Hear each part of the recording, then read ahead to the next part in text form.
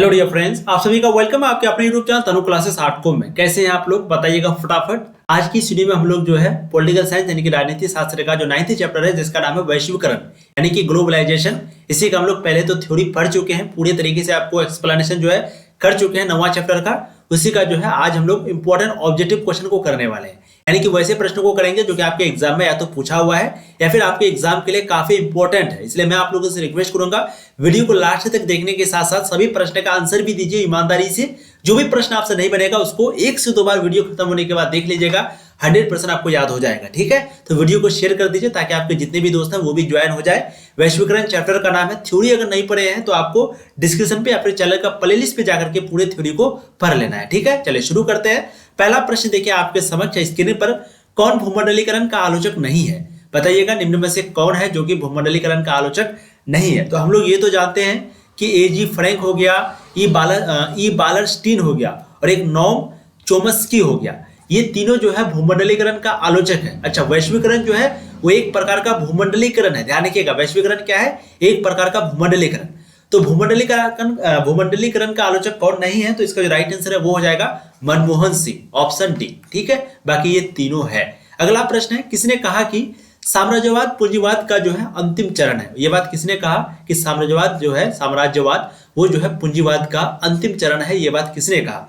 तो ये बात जो है वो V.I. लेनिन ने कहा था। राइट आंसर क्या हो जाएगा? Option B. अगला प्रश्न है, भूमंडलीकरण किस विचारधारा पर टिका है?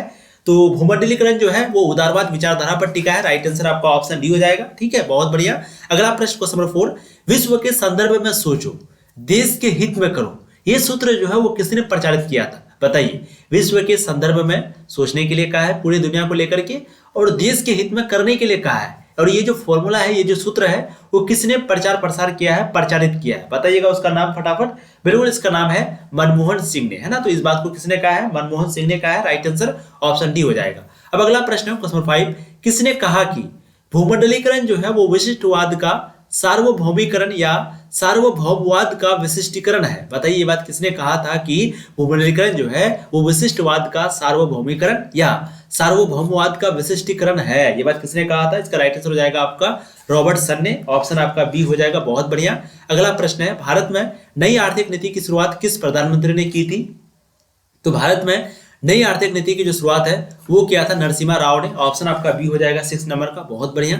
अगला प्रश्न है क्वेश्चन नंबर 7, मानवाधिकारों की सार्वभौमिक घोषणा कब की गई? तो मानवाधिकारों की सार्वभौमिक घोषणा जो है वो 1948 में की गई थी। ऑप्शन आपका डी बिल्कुल सही हो जाएगा। अगला प्रश्न है क्वेश्चन नंबर 8, विश्व व्यापार संगठन यानी कि WTO की जो स्थापना है वो कब हुई थी? तो इसका जो राइट आंसर है वो हो जाएगा जनवरी 1995 में। ऑप्शन आपका बी बिल्कुल सही हो जाएगा। ठीक है, तो विश्व व्यापार संगठन की जो स्थापना है वो हुई थी जनवरी 1995 में। ऑप्शन आपका बी बिल्कुल सही हो जाएगा। अगला प्रश्न है क्वेश्चन नंबर 9, विश्व व्यापार संगठन के मंत्री स्तरीय बैठक किस वर्ष आयोजित की गई? बताइएगा, विश्व व्यापार संगठन के मंत्री स्तरीय बैठक जो है वो कौन से वर्ष में आयोजित की गई थी? 9 का राइट आंसर हो जाएगा 1999 में। ऑप्शन आपका ए बिल्कुल सही हो जाएगा। अब अगला प्रश्न है क्वेश्चन नंबर 10, ये पीडीएफ के लिए आपको कुछ नहीं करना है। अगर आप ये पीडीएफ या फिर इस कोई भी पीडीएफ लेना चाहते हैं, जो भी पीडीएफ, चाहे थ्योरी हो, एक्सप्लेनेशन हो, ऑब्जेक्टिव हो, सब्जेक्टिव हो, तो सभी तरह का पीडीएफ जो है आपको ऐप पर मिलेगा। ऐप को इंस्टॉल करने के लिए आपको प्ले स्टोर पर जाना है, वहां पर आपको सर्च करना है तनु क्लासेस, और वहां से उस एप्लीकेशन से, उस ऐप से जो है आप सारा पीडीएफ को प्राप्त कर सकते हैं। ठीक है, अगला प्रश्न देखिए, वर्ल्ड सोशल फोरम की प्रथम बैठक किस देश में हुई थी?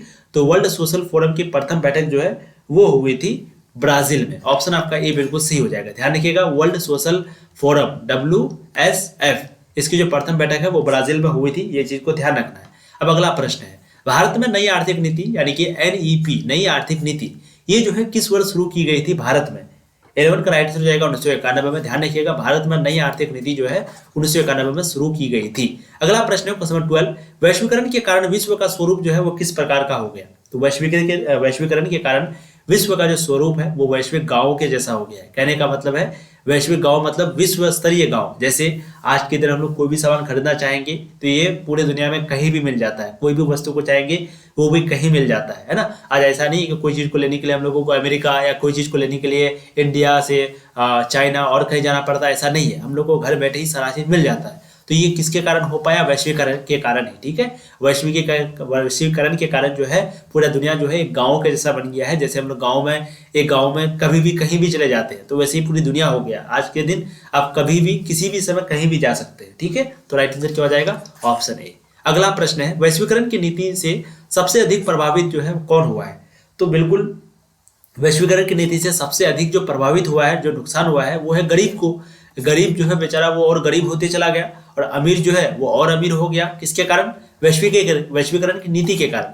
तो वैश्वीकरण की नीति से सबसे ज्यादा जो इफेक्ट है, जो प्रभावित हुए हैं, वो है गरीब। ऑप्शन आपका ए बिल्कुल सही हो जाएगा। अब अगला प्रश्न है क्वेश्चन 14, वैश्वीकरण निम्न में से किस विचारधारा से संबंधित है?